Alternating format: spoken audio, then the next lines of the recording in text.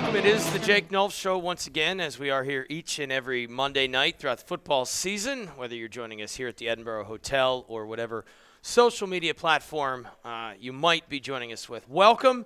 A big win. And, Coach, I want to start, 47-17 win, and I like consistency. And the last couple You and me both, buddy. The last couple of weeks, I think we started with basically the same conversation. And I always talk about how good this league is and how good you actually have to be good in this league. And you were, we just couldn't make the play. We just didn't have it when it mattered. We couldn't do this. We couldn't do that. Well, this past week you did. Yeah. You made those plays. And I'm not saying you would have been up a couple of scores in other games, but it's amazing when the plays happen in a timely fashion. All of a sudden you score a couple of touchdowns and you find yourself up a couple of touchdowns. Yeah, and, that's the thing that I think, Joe, the biggest point of emphasis throughout the week and the message was we needed a fast start. If you look at the Gannon and the IUP game, unfortunately, we didn't start fast. They did. And then you're chasing the game. We talk about the quicksand, the swimming against the current, quote unquote. And, the way Clarion is built in that, offense that's so unique, we knew that if we could start fast and get up early, well, now they're going to be chasing the game. And then, we just continue to build on that. I take a look at the opening drive was a prime example where we started on the 35. They'd kick the ball out of bounds. And on that series, we converted 3 third downs to get the ball in the red area. And, we go up 3-0. Defensively, we make a stop, and then the timely play come with the punt block. And that was something that had been missing from our game all season. And Wilfredo Diaz was unblocked, made the play. And right after that, you look, 38-yard touchdown, one play, Isaac Bernard to Thaddeus Stanfield. We go up 10-0. Then defensively, Allen had one of his 2 interceptions of the day. Kind of flipped the field position there a little bit. Kind of went back and forth for a series. We had held court as far as defense, again, at a really nice stop. And then we got the punt return of 16 yards. It kind of flipped the field back in our favor. And then when you look at that, offensively, we were able to go down. We had a really nice drive. I believe that that was the series where Anthony Hart – or no, that would have been the next series. But on that one, we had a 1st and 10 from the 15-yard line, and Isaac found Armani Bailey for 15 yards to go up 17-0. And then, we just – to answer your question, we made those plays this week. And it all had everything to do with our start and field position. And the nice thing was, the running game, which we had saw come to life a little bit against IUP last week. If you look at the numbers, you see Anthony had 9 for 40. Zidane Thomas had 5 for 26 and a touchdown. But it was the timely runs. One of Anthony's runs popped for plus 35, and that gave us another setup to go up 24-0. And then, when you're up 24-0 halfway through the second quarter, Joe, the credit to our players, our staff, our coaches, and everybody involved in the program, we just stayed playing football. We didn't relax, which, if you get a big lead early, sometimes the tendency is to relax and you take your foot off the gas, and that was something that we didn't do. And we continued to play ball, and we made plays all the way through the fourth quarter. I shouldn't say it's funny because it's not funny. It was sort of traumatic and stressful. You were a team that couldn't make a splash play to save your life. And then on Saturday, every time you turn around, it's a splash play. Yeah. Is it literally as simple as it being contagious? Yeah, no, it really is. We refer to as, the blood in the water and the shark mentality. All it takes is one guy to make a play, and then all of a sudden you see the domino effects start happening. And this isn't lip service. I thought that we had a enthusiastic week of practice. Our guys weren't happy with the results against Gannon and IUP. And, we stayed the course. You talk about the process and building the program and the culture. Our guys and our veteran leadership took over in practice. We had a tremendous week. The plays that we made on Saturday, Joe, we made those in practice all week. And that's what we preach and that's what we emphasize is, look, if you're not making those plays in practice, you're certainly not going to make them in the game. And we did that. And then you had mentioned they come in spots. I think we were +3 in the takeaway battle. we forced we had 4 interceptions. Reed Martin had an interception. Anthony Mendocino had an interception. And then Alan Strizinger had 2 interceptions, one that went 91 yards for a touchdown. And it kind of, I think that was the one that put us up 46 to 10 at that point, if I'm not mistaken. But it was nice to see us make those plays.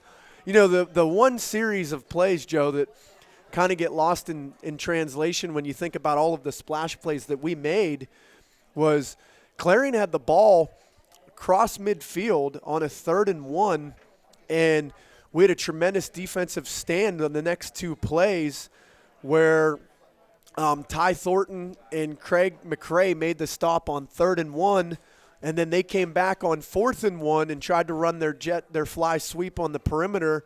And Malcolm Johnson did a really good job of setting the edge, and tackle machine Clay Cunningham had to make a play in a wide window in the alley and stuffed it dead for its rights. And then I believe that was the series where we ended up going down and going up 24-0. We made those plays, and to be honest with you, it was really fun to watch. Yeah, we always talk about the culture and the effort, and I know you mentioned the Strizinger interception, which I think the biggest takeaway from that is Tony Papley needs to get his 40 time up. I mean, he tried, and it was bad. Did you see the video? It was hilarious. Yeah, he started, and then he's like, I can't keep up. But I don't even know if Coach Papley in his heyday keeps up. Let's be honest. I mean, now more serious. We talk about culture, and I think any program that is any good, year in, year out, has an identity, and whatever that identity may be. And, I joked, I think, at first, but the more I thought about it, if you want to get your program to the next level, I'm convinced that every recruit that comes to campus should see the effort that Clay Cunningham put in to save a touchdown in a game that,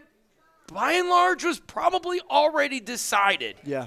I think that speaks. I mean, I always make fun of you and the coach, not you, but the coach speak and whatnot. But in terms of culture, that is very real.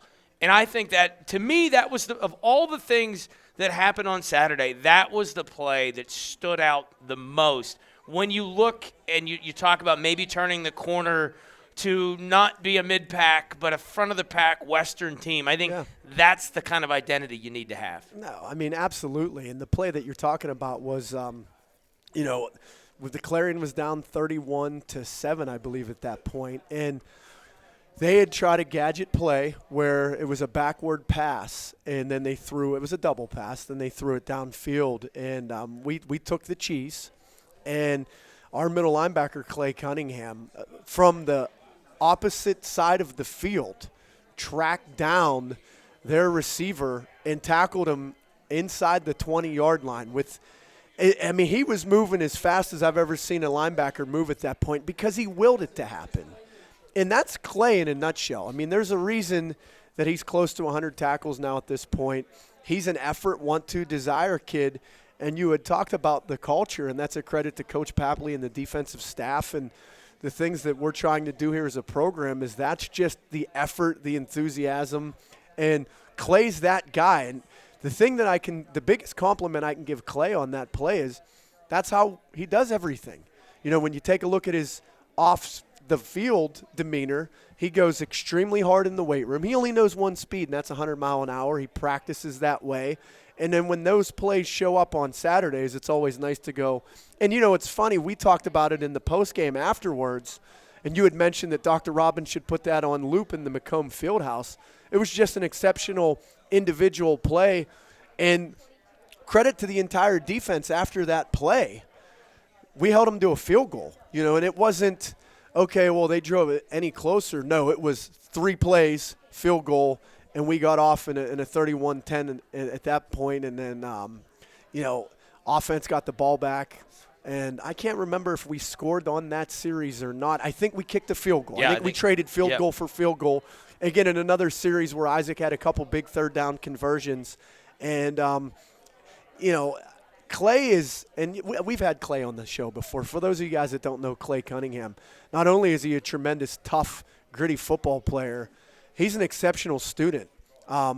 I believe when he was meeting with Coach Walker about his midterms, Joe, he was mad that he had an A-. He had all A's and an A-. That's just the type of kid he is. The other thing that, we sort of have to, come full circle, we talked about, the red zone struggles. Well, you were 5 for 5. Yeah. We talk about, third down inefficiency. You were 6 of 14. I mean, if you're 6 of 14 every week, you're going to win. You're going to win eight games a year. I mean, that's just literally it's that cut and dry. I mean, what did all of a sudden you guys get a lot smarter? Like, what's the difference? Like, I mean, take us behind the curtain. Like, right. To go from to really struggling to score touchdowns or to score points in the red zone to all of a sudden it's being, it's seemingly effortless. What was the difference? Yeah. Well, I think the thing is just we had talked about how young we were at nauseum. And unfortunately, football is a game that you get better at the more you play. And the more reps you get and the more situations you put yourself in. And, Coach DeMeo and the offensive staff, and we had talked as a staff with them, is, we clearly knew where our inefficiencies were, Joe, so we kind of changed practice around a little bit to get more of that work. And, every week we continued to improve in that area to where you saw the results on Saturday where we were 5 for 5. And, execution, what's the quote that you always say? It's it's the idiot business. Yeah. Either you're right or you're wrong. And right. It depends on, if you do it right, you're a genius. If you don't, you look like an idiot. I mean, right. that's the long and that's life in general, right? Absolutely. And the thing is with the execution in the red zone, and it's funny, when Isaac's going to be on here in a couple minutes, so you can ask him.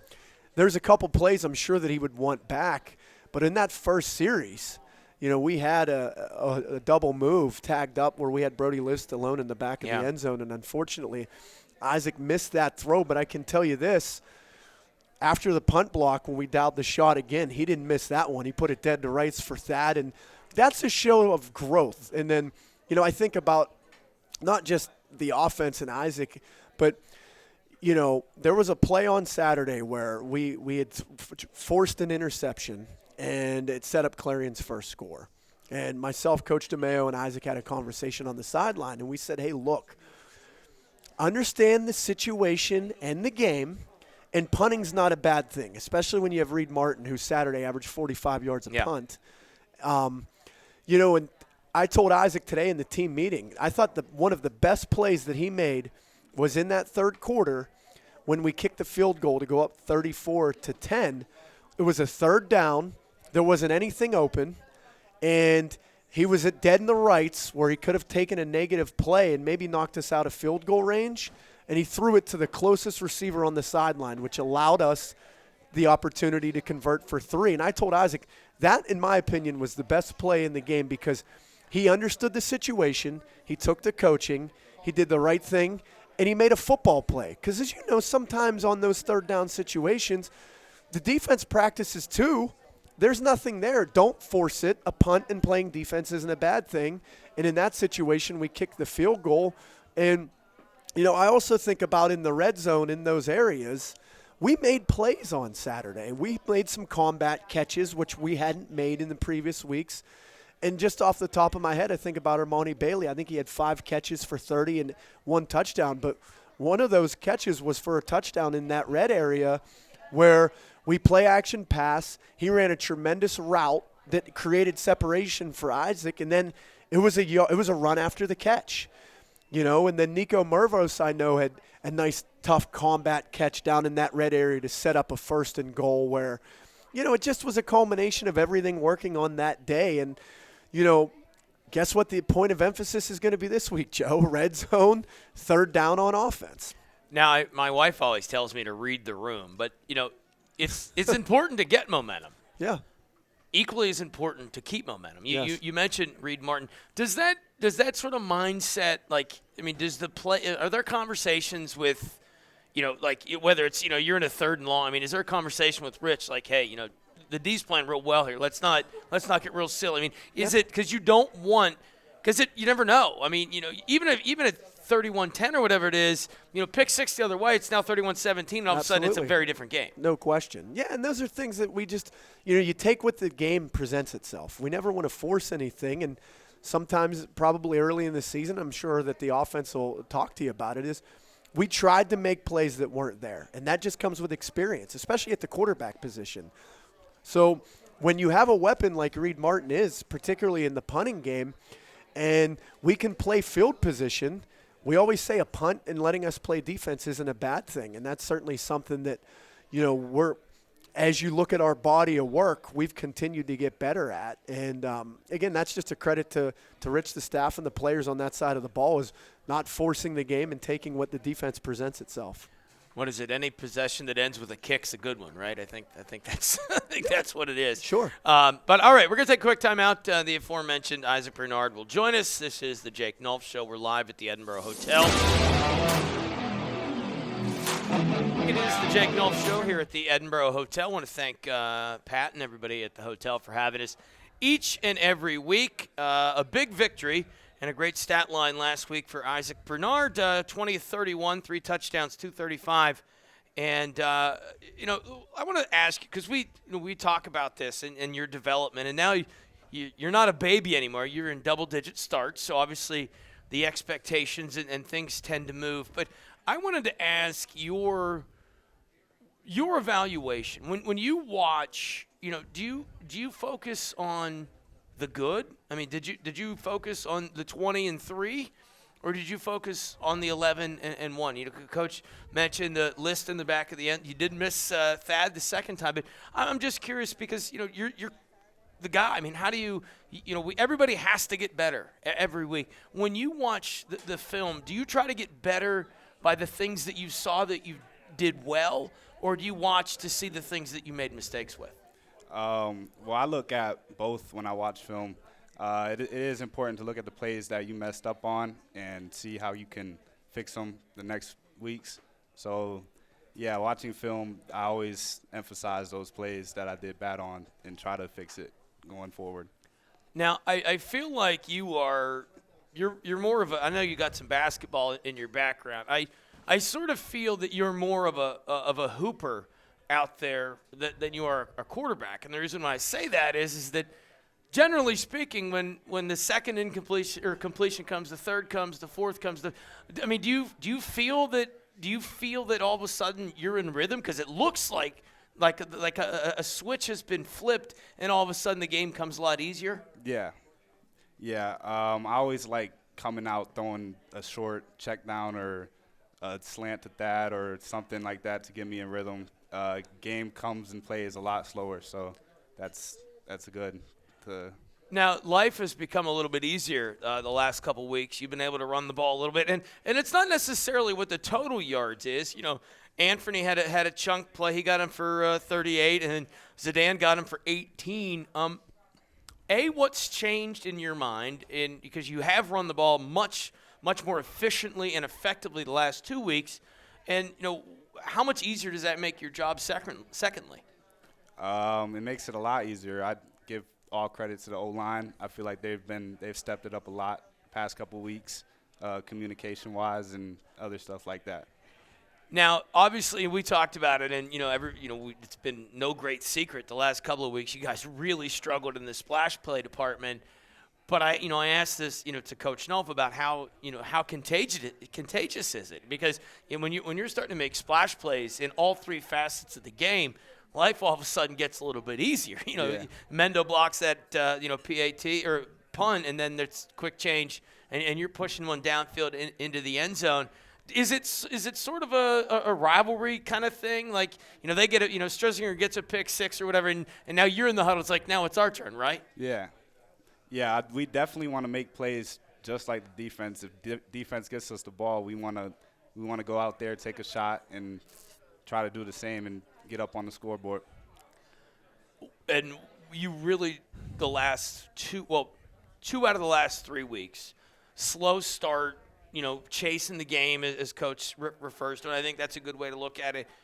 What was different? I mean, you guys got the opening possession and marched down the field and kicked a field goal. How important was it for you to establish that early going, and what was different this past week that maybe in the 2 previous weeks seemed to be the swimming against the current, if you would? Yeah, once you get that big touchdown or field goal and establish your presence and stuff, that boosts confidence for the whole team. So I feel like we came out a lot more urgent than we have in the past weeks, and Coach Nulph stresses that a lot, being urgent. So I feel like we did a great job of that on Saturday. Now, obviously, your defense did a great job. Clarion came in averaging 173 yards. I believe they were third in the conference. They held them to 151 on 33. The special teams, Thad had a big game, 8 for 138 and 2 scores. But, the punt return game has been, pretty good as well in recent weeks. Talk about how different it is. Obviously, you're in the shadow of your own goal line, but what sort of freedoms do you now feel if all of a sudden it's 1st and 10 from the 40 versus 1st and 10 from the 20? It's a big difference. I give props to those guys, Armani and Thaddeus, getting the ball to good field position. They do a great job on the returns, but it's a big difference when you're playing from midfield to when you're back to like on the 20 or something like that. Now, we always talk about the silliness of, I shouldn't say silliness, but we talk repeatedly about the building blocks and the culture.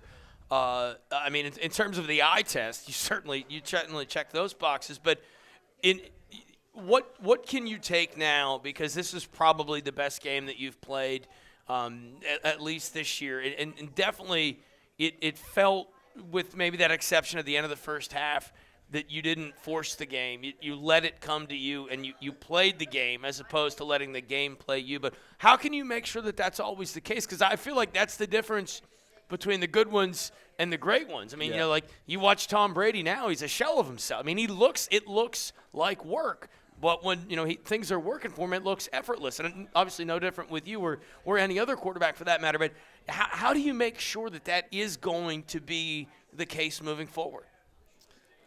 Just emphasize not forcing stuff, like you said, in practice.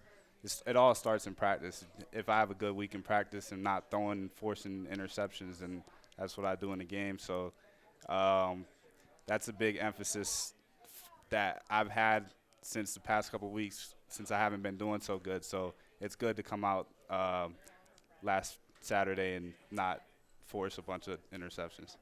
Well, certainly, and we talk about, each week is the next week, and you're talking about stacking blocks. You guys have not won 2 games in a row. This is an opportunity where, you can get on a nice win streak. And, obviously you guys did that last year. There's football left to be played, but in terms of the offseason, the offseason's only a couple weeks away. It literally is. How important would it be to win the last 4 or 3 out of 4 down the stretch, where now this is maybe legitimately a foundational year in terms of, this could be what people look back where, that's when it started. They've now won 4 out of the last 7 West titles.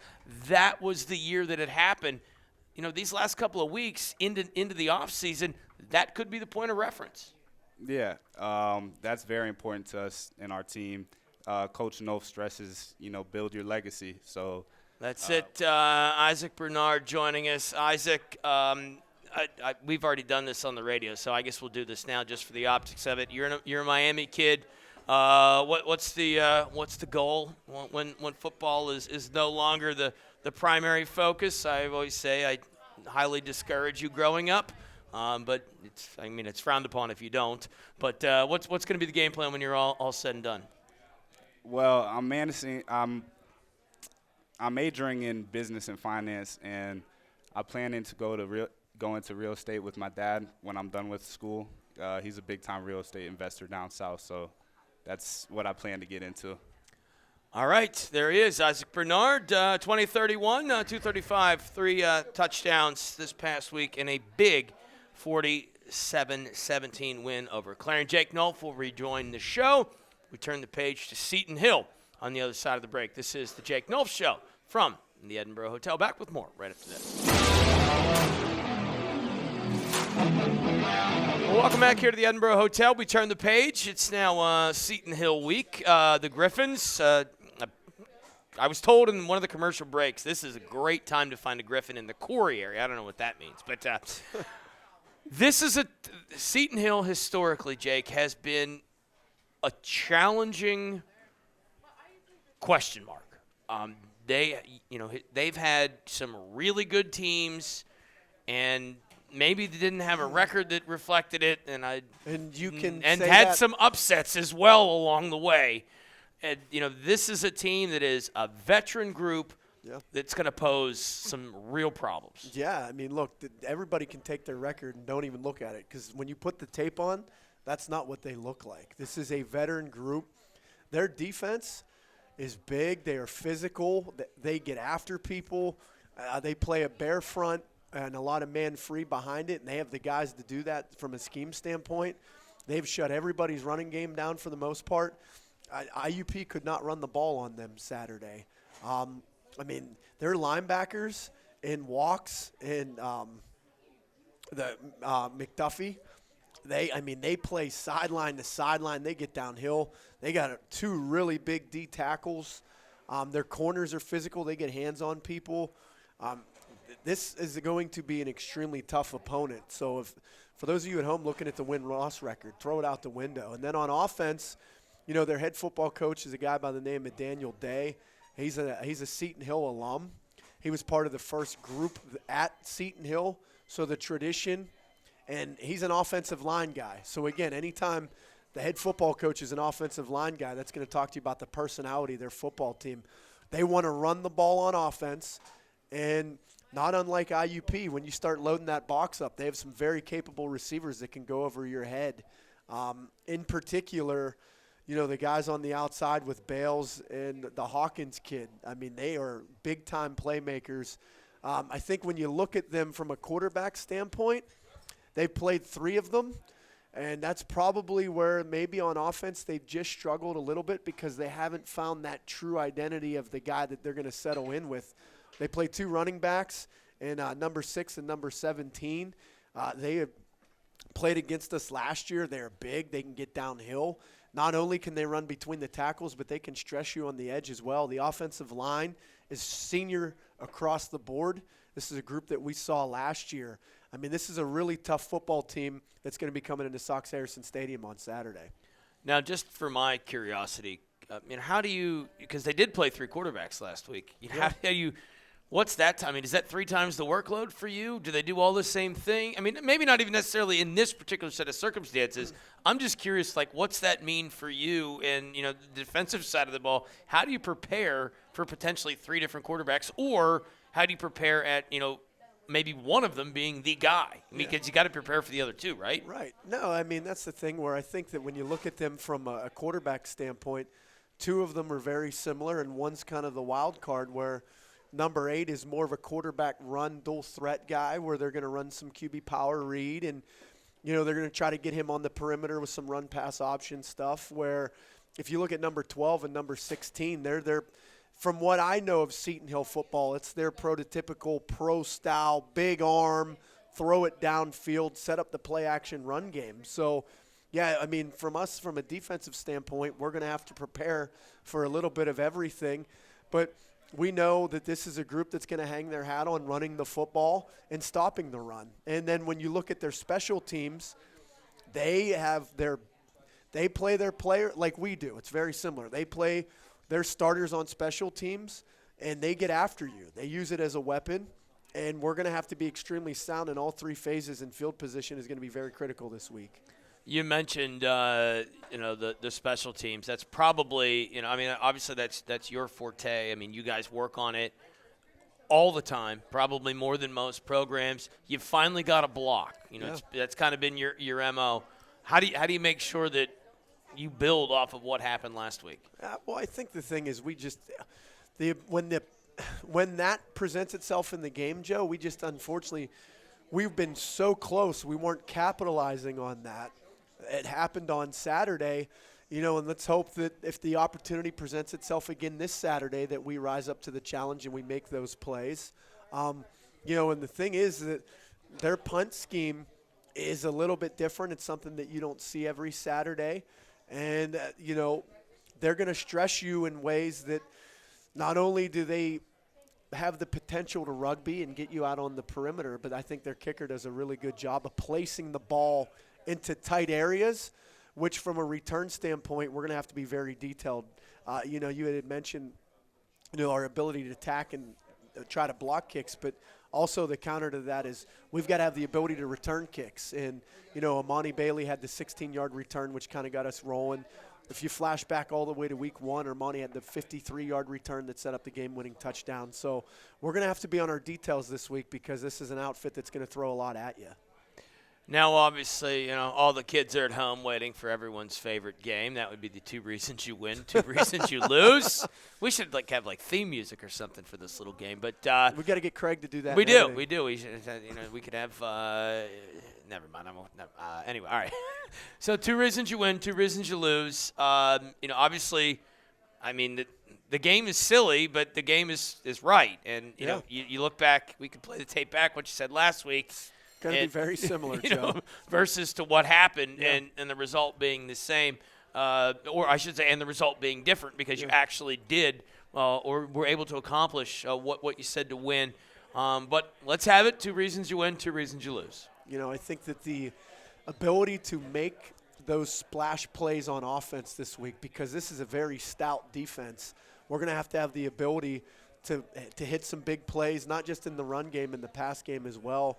And then that on the flip of that defensively, their offense has been built on big plays. They do a really good job of running the football, and their play-action vertical shots come off of that. So our ability to limit the big play and then capitalize on the big play is going to be one of the tails of the tape. And then the other is field position. The special teams battle is going to be extremely important in this football game. You're looking at 2 pretty similar personalities as far as football teams with big physical defenses, attacking style, opportunistic, the takeaways, the negative plays, and then an offense that tries to run the ball and then, hit the play action and throw it over your head. So I think that when you look at the special teams angle in this one, the ability to control field position and make splash plays is probably going to dictate the winner or the loser on Saturday. Well, certainly, hopefully, we get the similar result. A lot more fun, no doubt. But again, we always talk about momentum and the blocks. How do you keep it? That was Saturday your best game in your tenure? Probably when you look at maybe from a scoreboard standpoint. And all 3 phases too. Right. Yeah. Quite possibly. I look at. Every time we win a football game, that we always talk about those style points. That's important. Our biggest thing this week is just to make sure that we stay on track with those building blocks. All 3 phases, making plays, being opportunistic on defense, making sure that we take care of the football, and when the plays present themselves, being able to strike downfield or pop some big runs, and then holding serve in the kicking game. When you have those 3 phases working in unison, we always want to play complementary football, Joe. Any single championship football team I've ever been around hasn't necessarily had that dominant offense, dominant defense, dominant special teams. It's been every phase has been really good, and they feed off of each other. And that's exactly what we're trying to do here is we just want to make sure we play complementary football, and when the game's over, we have more points than the opponent. Well, we will be at Sox Harrison Stadium radio airtime for the Hobbs Lumber pregame show. Will be 11 o'clock. The Fighting Scots Radio Network kick is at noon. Fighting Scots Radio Network presented by ErieInjury.com. Thanks to everyone here at the Edinburgh Hotel for coming down. Coach, congratulations again. Big win, 47-17 last week, and on to Seton Hill. Hey, thank you guys very much. Thanks, Pat, here at the hotel, and go Burrow. All right, that's it. We'll join you again next week for, I don't know, maybe we'll dress up. I guess it's Halloween or something. Listen, this is my favorite holiday, so if you want me dressed up for next Monday, I will definitely be dressed up on Halloween. I usually go as a football coach. We can flip it. Can you shave your head? I used to have a shaved head. I don't know if your wife would appreciate that. I got married with a shaved head, but we are far down the rabbit hole we don't need to be. That's it. Thanks for everybody for coming out. It's the Jake Nulph Show. Back again next week on to Seton Hill.